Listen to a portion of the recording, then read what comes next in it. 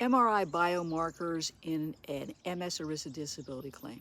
Now, in the first video, I talked about the recent study that talks about the two biomarkers on an MRI that will be predictive of long-term disability. I also talked in video number 1 about the pre-existing condition problems, the look-back period, and why it may be necessary for you to continue to work with your current employer. In video number 2, we talked about picking the right date to become disabled, particularly if you're getting a vibe that you are going to be terminated, your employer is going to sell the business, or there's going to be other changes that will disrupt your condition. Let's talk about the third thing. Many times people who have conditions like MS are relying on their group health insurance benefits. And that can be problematic as the disease progresses and you get a sense that your employment might be terminated, or ultimately when you apply for your disability benefits and get them, your employment is going to be terminated.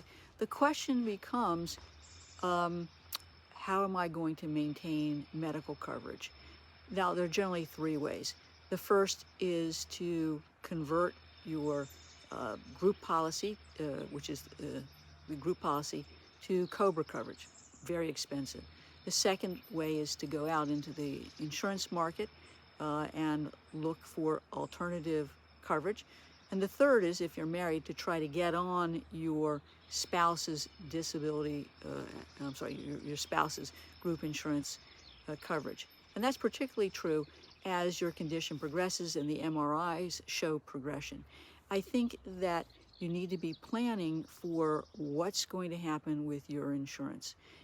And obviously you want to be consulting with an experienced attorney such as myself so that I can look at your disability insurance policy, tell you what it is you need to prove, how you go about proving it, look at your medical records to make sure that your records are accurately and thoroughly documenting your symptoms and functionality so that we can establish that you can't perform the material and substantial duties of your own occupation as those terms are defined by your policy, because you've got the burden to prove that you're disabled from performing your own occupation, again, as those terms are defined in the policy.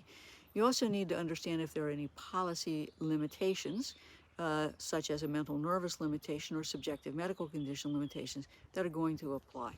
And you also need to understand what offsets are going to be available to the disability carrier. They can reduce your benefits, for example, by the receipt of Social Security, which you will be required to apply for, and that of your dependent children. They might be able to reduce your benefits by retirement benefits or other benefits that you're getting from your employer.